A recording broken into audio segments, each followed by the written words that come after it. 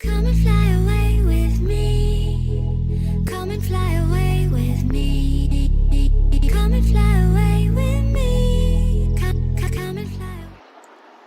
Hello friends, I hope आप सब लोग ठीक होंगे और मेरे वीडियोस को देखते होंगे। और अगर देख रहे हो, पसंद कर रहे हो तो प्लीज़ प्लीज़ प्लीज़ सब्सक्राइब करो और शेयर करो ज़्यादा से ज़्यादा लोगों तक, तो उनको भी ये वीडियो पहुंचे, तो उनके लिए भी हेल्पफुल बने। ठीक है, हम लोगों ने फर्स्ट पार्ट अपलोड कर दिया है अपने इन मनी और इन्फ्लेशन का। ये सेकेंड पार्ट है। आई होप आपने उसको देखा होगा, एग्जाम्पल को बहुत रिलेट किया होगा, और अगर आपको मेरे एग्जाम्पल्स पसंद आ रहे हैं, आप उसे याद कर पा रहे हो, तो प्लीज़ कमेंट सेक्शन में मुझे बताओ, तो मैं और अच्छे वीडियोस आपके लिए बना पाऊँ।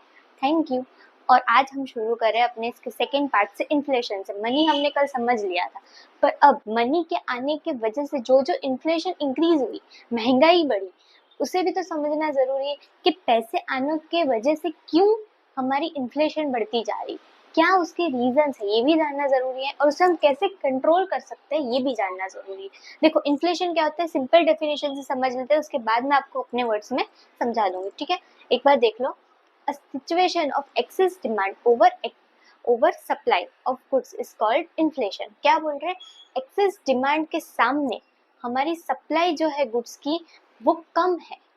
हम लोगों की डिमांड के सामने उनको कम सप्लाई दे पा रहे हैं, उस सिचुएशन को हम क्या बोलते हैं, इन्फ्लेशन बोलते हैं। ठीक है, सिंपल। जैसे कि आपके पास बहुत पैसे आ गए, वन एक ही बार में आपके पास 1000 करोड़ आ जाते हैं। चलो मान लो, ऐसा इमेजिन कर लो, सच्ची में आ गया, सब मत सोचना। 1000 करोड़ मतलब क्या हुआ, कितनी मेहनत करनी पड़ेगी आप लोगों को। सपोज कर लो कि आ गए, ठीक है, तो आप उन सारी चीज़ों की डिमांड करनी शुरू कर दोगे जो आपके पास है ऑलरेडी और जो आपके पास नहीं है। ठीक है, पर उतनी उसके सामने मार्केट में उतनी उसकी सप्लाई ही नहीं है, तो क्या उस चीज़ को आप उस चीज़ों को लेके आप सेटिस्फाई हो पाओगे? नहीं हो पाओगे। और जितने लोग, एक पर्टिकुलर इंसान की इनकम बढ़ने के वजह से जितनी भी मार्केट में डिमांड बढ़ रही, उसके सामने उतनी सप्लाई नहीं है हमारे पास, तो उसे हम क्या बोलते हैं, इन्फ्लेशन। सिंपल टर्म में मनी का फ्लो ज़्यादा हो जाने की वजह से मार्केट में इन्फ्लेशन क्रिएट होती है।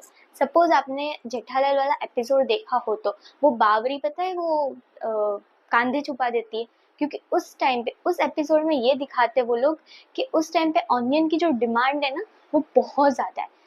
ठीक है, उस टाइम पे ऑनियन की डिमांड ज़्यादा है, उसकी वजह से ऑनियन के क्या कर दिए, प्राइस बढ़ा दिए गए। प्राइस बढ़ा देने के वजह से लोगों ने डिमांड कम कर दी। तो जैसे इन्फ्लेशन बढ़ी, लोगों के पास पैसे ज़्यादा आए, उन लोगों ने ऑनियन की डिमांड ज़्यादा की। सीजन की वजह से भी ज़्यादा कर सकते हैं डिमांड।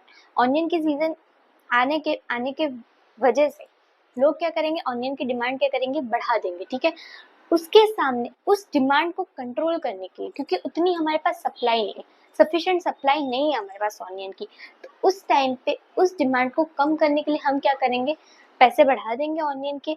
जो ऑनियन हम लोग 20 रुपए केजी लाते थे, आज वो ऑनियन हमको 100 केजी पे मिल रहा है। ठीक है, तो ये हमारे लिए प्रॉब्लम क्रिएट हो जाएगी। तब उस डिमांड को कंट्रोल करने के लिए गवर्नमेंट क्या करती है, प्राइस बढ़ा देती है, और वो प्राइस बढ़ा देने को क्या बोलते हैं, इन्फ्लेशन। यहाँ तक क्लियर? ठीक। चलो अब हम पढ़ेंगे इसकी कैरेक्टरिस्टिक्स। देखो फर्स्ट क्या लिखा है, कांस्टेंट प्राइस में बढ़ाई होगी। ठीक है, कांस्टेंट प्राइस लेवल क्या करेगा, बढ़ जाएगा। क्यों बढ़ेगा, क्योंकि लोगों की डिमांड कैसे बढ़ती है, जब मेरे पास इतने पैसे हैं, जब मेरे पास इतनी इनकम है, तब जाके मैं किसी चीज की डिमांड करूंगी ना। तो उस डिमांड को कंट्रोल करने के लिए क्या करेंगे, प्राइस लेवल को बढ़ा देंगे। ठीक है, किसमें बढ़ाएंगे, अपने इकोनॉमी के जितने भी सेक्टर्स है उस सब में ये प्राइस लेवल क्या हो जाएगा, बढ़ जाएगा। और इसके वजह से क्या हो जाएगी, हमारे मनी की वैल्यू जो है वो डिक्रीज हो जाएगी। और फिर फोर्थ क्या है, after full employment there is rise in a price level. मतलब लोगों को एम्प्लॉयमेंट मिल जाने के बाद, सभी लोगों के पास काम है, तो सब लोग उस गुड्स और सर्विसेज की डिमांड बढ़ा देंगे। ठीक है, तो सभी लोगों को एम्प्लॉयमेंट मिल जाने के बाद प्राइस क्या होगी, राइज हो जाएगी। ठीक है, यहाँ तक क्लियर, ये इसकी कैरेक्टरिस्टिक्स थी। अब हम इसके रीजंस पढ़ेंगे, क्यों प्राइस राइज हो रही। ठीक है, इसके रीजंस बढ़ेंगे, इन्फ्लेशन क्यों बढ़ रहा है और क्यों हमें प्राइस बढ़ानी पड़ रही है, इसके रीजंस पढ़ लेते हैं। चलो, फर्स्ट क्या लिखा है, डिमांड इंक्रीजेस। लोगों के पास बहुत पैसे आने की वजह से वो क्या कर रहे हैं, अपनी डिमांड को इंक्रीज कर रहे हैं। अपनी डिमांड को इंक्रीज वो लोग इसीलिए करें क्योंकि उनके पास जो जो चीजें नहीं है वो सारी चीजें वो मांगने लगेंगे मार्केट से अपनी नीड्स को सेटिस्फाई करने के लिए। तो क्या बोला है, first demand increase. Increase in demand के अंदर हमारे पास 3 सब पॉइंट्स है, उसको पढ़ेंगे।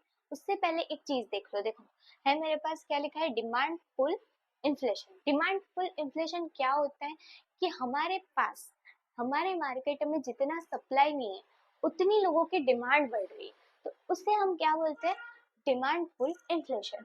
ठीक है, किसे बोलते हैं डिमांड पुल इन्फ्लेशन, जितनी हमारे पास सप्लाई नहीं, जितनी मार्केट में सप्लाई नहीं है उससे ज्यादा लोगों की डिमांड बढ़ रही है, तो उसे हम बोलेंगे डिमांड पुल इन्फ्लेशन। अब उसके 3 सब पॉइंट्स पढ़ लेते, बहुत इजी, बहुत एकदम। देखो आप देखोगे आपको समझ में आ जाएगा। क्या लिखा है यहाँ पे, फर्स्ट पॉइंट मैंने, increase in supply of money. देखो मैंने आपको बताया ना पहले कि मेरे पास बहुत सारे पैसे आ गए, बहुत सारे पैसे, अब मैं इसको क्या करूंगी, अपनी मर्जी से उड़ाऊंगी, जाके शॉपिंग करूंगी, जो जो चीजें मुझे नहीं भी चाहिए ना मैं वो चीजें भी ले आऊंगी। तो क्या लिखा है यहाँ पे, increase in supply of money, पैसों की बढ़ोतरी हो जाना। हमारे पास जितनी पहले हमारी इनकम थी उससे हमारी इनकम अगर 3 गुना बढ़ जाएगी तो हम वो 3 गुना गुड्स की ज्यादा डिमांड करेंगे, राइट। हमारे पास क्या बढ़ गई है, increase in supply of money, हमारे पास बहुत ज्यादा पैसे आ गए, बहुत करोड़पति बन गया। देखो second point, increase in public expenditure. Public expenditure मतलब क्या, गवर्नमेंट अपना एक्सपेंडिचर बढ़ा देती है। गवर्नमेंट अपना एक्सपेंडिचर किन किन चीजों में बढ़ाएगी, जो जो वो इंफ्रास्ट्रक्चर फैसिलिटी डालना चाहती है, जो वो नई नई चीजें क्रिएट करना चाहती है, उन सब चीजों में वो अपना इम्प्रूवमेंट करती जाएगी। तो अपने एक्सपेंडिचर बढ़ा देने के वजह से भी लोगों की डिमांड बढ़ रही है। फिर क्या है, थर्ड पॉइंट, ओवर पॉपुलेशन। मतलब हमारे देश में जितनी पॉपुलेशन है उतनी पॉपुलेशन तो डिमांड करेगी ना गुड्स एंड सर्विसेज की, उतनों को तो अपनी नीड्स फुलफिल करने के लिए चीजें चाहिए होगी कि नहीं, रोटी कपड़ा मकान तो चाहिए। तो ओवर पॉपुलेशन भी एक रीजन है डिमांड बढ़ने का। ठीक है, ओवर पॉपुलेशन भी डिमांड बढ़ने का क्या एक रीजन है, क्योंकि आज अगर हमारे घर में 4 लोग रहते हैं तो चारों लोग खाने पीने की डिमांड तो करेंगे, रहने खाने की उनकी डिमांड तो होगी। उन डिमांड को फुलफिल करना भी किसका किसका काम है, मार्केट का काम है। ठीक है, और मार्केट में अगर सप्लाई ही नहीं होगी तो क्या हो जाएगा, उस टाइम पे हमारी इन्फ्लेशन बढ़ जाएगी। ठीक है, इंक्रीज इन डिमांड के तीनों पॉइंट समझ में है, क्या है, increase in supply of money, easy. फिर क्या, इंक्रीज इन पब्लिक एक्सपेंडिचर, मतलब गवर्नमेंट जो जो एक्सपेंडिचर कर रही है अपने देश को आगे बढ़ाने के अंदर, उस टाइम पे भी डिमांड क्या हो रही है, बढ़ रही है गुड्स एंड सर्विसेज की। फिर क्या, ओवर पॉपुलेशन, जितने लोग यहाँ पे रह रहे उतने लोग हमारे पास से कुछ ना कुछ मांग रहे, कुछ डिमांड कर रहे, जितनी उनकी कैपेसिटी उस हिसाब के वजह से। ठीक है, तो उस वो भी क्या हो जाएगा, इंक्रीज इन डिमांड के अंदर आ जाएगा।